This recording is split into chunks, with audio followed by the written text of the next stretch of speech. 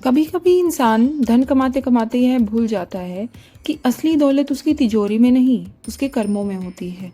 गुरु नानक देव जी की शिक्षाएं हमें इसी सत्य की याद दिलाती हैं, क्योंकि गलत तरीके से कमाया हुआ धन घर तो भर सकता है, लेकिन मन को कभी शांति नहीं दे सकता। एक समय की बात है, गुरु नानक देव जी अपनी यात्राओं के दौरान एक नगर से गुजर रहे थे। उनके साथ भाई मर्दाना जी भी थे। रास्ते में उन्होंने एक बड़ी दुकान देखी। दुकान के बाहर तरह तरह का सामान सजा हुआ था और दूर दूर से लोग वहां खरीदारी करने आते थे। दुकान का मालिक बहुत धनवान था। उसके पास बड़ी हवेली थी, नौकर चाकर थे और व्यापार भी खूब चलता था। लेकिन उस व्यापारी की एक आदत बहुत खराब थी। वह अपने ग्राहकों को सही सामान नहीं देता था। कभी वजन में कमी कर देता, कभी खराब वस्तु को अच्छी बताकर बेच देता और कभी गरीब आदमी से उसकी मजबूरी का फायदा उठाकर अधिक पैसे ले लेता। बाहर से वह बहुत सफल दिखाई देता था, लेकिन उसकी कमाई में सच्चाई नहीं थी। एक दिन एक गरीब किसान अपनी थोड़ी सी फसल लेकर उसके पास आया। किसान को अपने घर के लिए कुछ जरूरी सामान खरीदना था। उसने बड़ी उम्मीद से व्यापारी को अपनी फसल दी और बदले में सामान मांगा।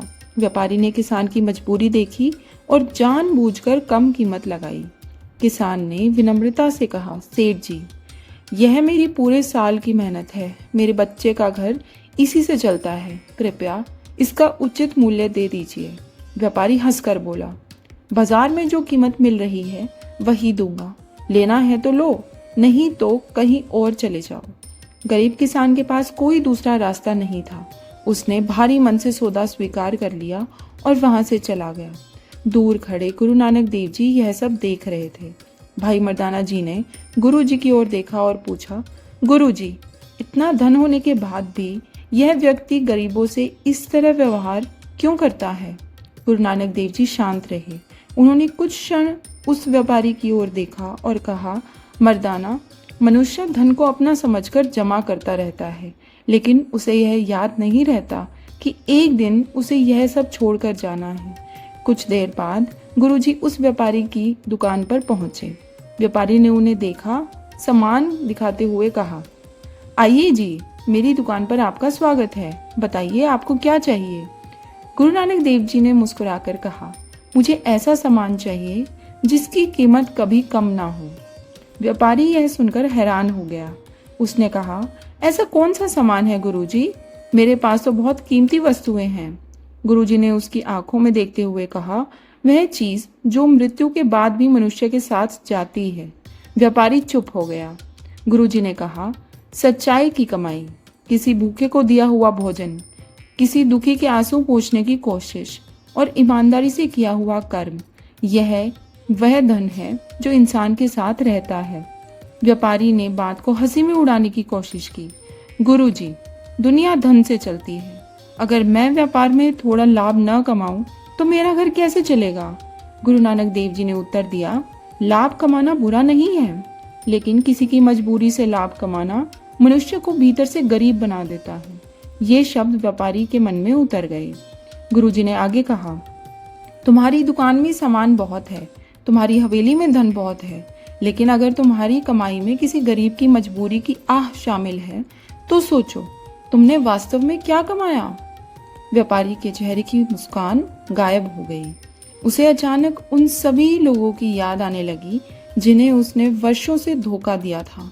किसी किसान का कम वजन किया हुआ अनाज, किसी गरीब महिला से अधिक पैसे लेना, किसी मजदूर की मेहनत का उचित मूल्य न देना। एक एक करके सब कुछ उसकी आंखों के सामने आने लगा। उसने धीमी आवाज में कहा, गुरुजी, क्या मेरे लिए अब भी कोई रास्ता बचा है? गुरु नानक देव जी ने कहा, जब तक मनुष्य अपने गलत रास्ते को पहचान लेता है तब तक लौटने का रास्ता बंद नहीं होता। व्यापारी की आंखों में आंसू आ गए। उसने गुरुजी के सामने सिर झुका दिया और कहा, मैंने बहुत धन कमाया, लेकिन आज पहली बार समझ आया कि मैं गरीब था। गुरुजी ने कहा, गरीबी धन की कमी नहीं होती। सबसे बड़ी गरीबी उस मन की है जिसमें सत्य और दया नहीं रहती। उस दिन व्यापारी ने अपने जीवन को बदलने का संकल्प लिया। उसने लोगों के साथ ईमानदार व्यवहार करना शुरू किया और जिन लोगों के साथ अन्याय किया था, जहां संभव हुआ उनकी भरपाई करने का प्रयास किया। उसके पास धन पहले भी था, लेकिन अब उसकी कमाई में एक नई चीज जुड़ गई थी, संतोष। और यही इस कथा की सबसे बड़ी सीख है।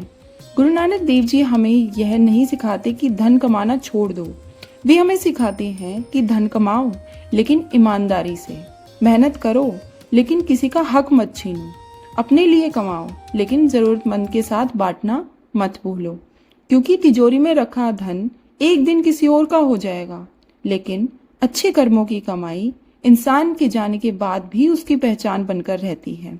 सच्ची कमाई वही है जिससे किसी का घर उजड़े नहीं बल्कि किसी के चेहरे पर मुस्कान आए। वाहेगुरु जी का खालसा, वाहेगुरु जी की फतेह।